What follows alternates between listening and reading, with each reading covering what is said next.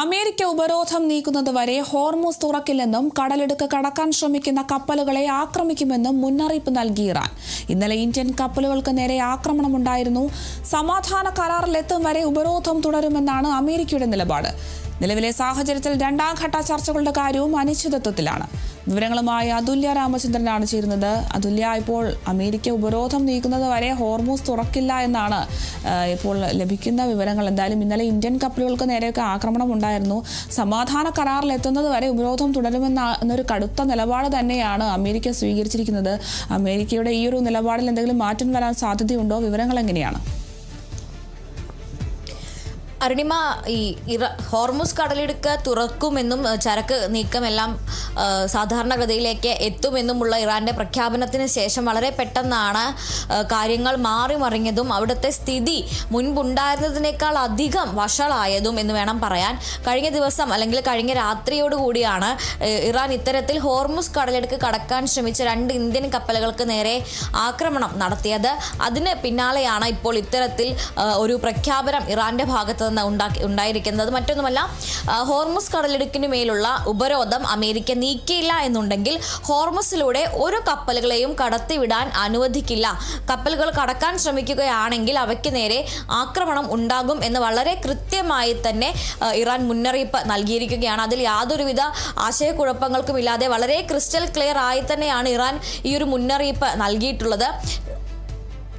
കടലിടുക്ക് കടക്കാൻ ആര് ശ്രമിച്ചാലും അവർക്കെതിരെ ആക്രമണം ഉണ്ടാകും. ഒരു കപ്പലുകളെയും കടക്കാൻ അനുവദിക്കില്ല. അമേരിക്ക നിലവിൽ ഏർപ്പെടുത്തിയിരിക്കുന്ന ഉപരോധം പൂർണ്ണമായും അവസാനിപ്പിക്കാതെ ഒരു നീക്കുപോക്കിനും തയ്യാറല്ല എന്നുള്ളതാണ് ഇറാന്റെ നിലപാട്.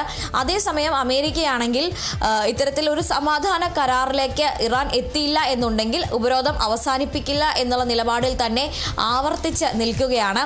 ഈ ഒരു സാഹചര്യത്തിലാണ് ഇപ്പോൾ ഇറാനും അമേരിക്കയും തമ്മിലുള്ള രണ്ടാം ഘട്ട സമാധാന ചർച്ചകളും അനിശ്ചിതത്വത്തിൽ ആയിരിക്കുന്നത്. ഇപ്പോൾ ഹോർമുസിലെ ചരക്ക് നീക്കം മാത്രമല്ല, ഈ ഒരു വെടിനിർത്തൽ അടക്കമുള്ള കാര്യങ്ങൾ 10 ദിവസത്തെ താൽക്കാലിക വെടിനിർത്തൽ പ്രഖ്യാപിച്ചിരുന്നു.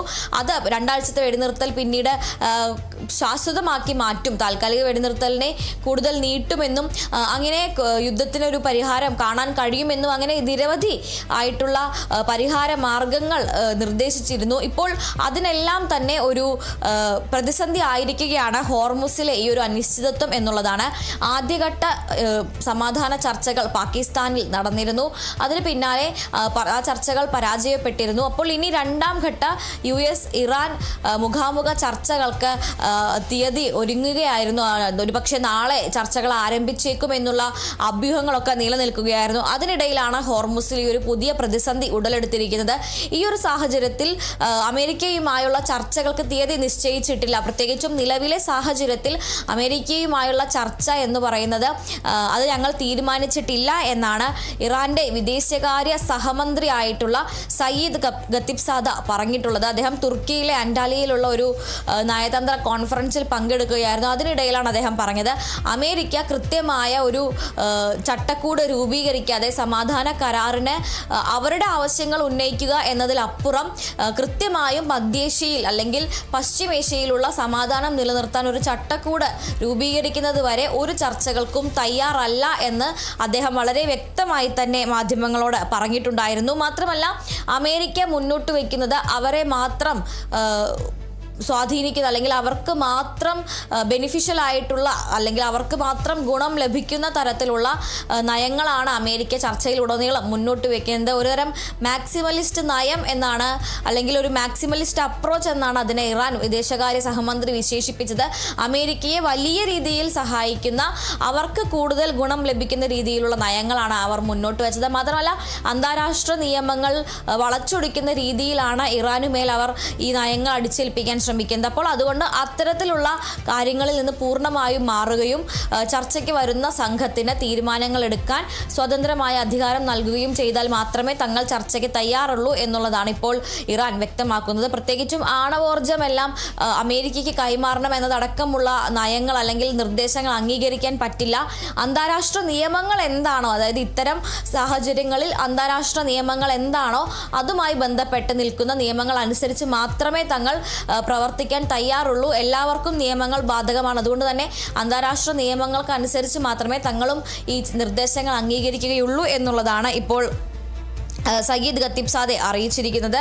എന്തായാലും ഈയൊരു വീക്കെൻഡ് അല്ലെങ്കിൽ ഈയൊരു വാരാന്ത്യത്തിൽ കൂടി ചർച്ചകൾ നടക്കുകയോ ഒരു തീരുമാനത്തിലെത്തുകയോ ചെയ്തില്ലെങ്കിൽ വെടിനിർത്തൽ അവസാനിപ്പിക്കുമെന്ന് ഡൊണാൾഡ് ട്രംപ് മുന്നറിയിപ്പ് നൽകിയിട്ടുണ്ട്. കാരണം നേരത്തെ തീരുമാനിച്ചിരുന്നത് തിങ്കളാഴ്ചക്കകം അല്ലെങ്കിൽ തിങ്കളാഴ്ച മുതൽ ചർച്ചകൾ ആരംഭിച്ചേക്കും, രണ്ടാം ഘട്ട ചർച്ചകൾ ആരംഭിച്ചേക്കും എന്നായിരുന്നു. ഇപ്പോൾ നിലവിലെ ഒരു സാഹചര്യത്തിൽ അതിന് സാധ്യതയില്ല എന്ന് തന്നെയാണ് വ്യക്തമാകുന്നത്. നാളെ എന്തായാലും ഒരു കാരണവശാലും ചർച്ചകൾ ആരംഭിക്കാൻ സാധ്യതയില്ല.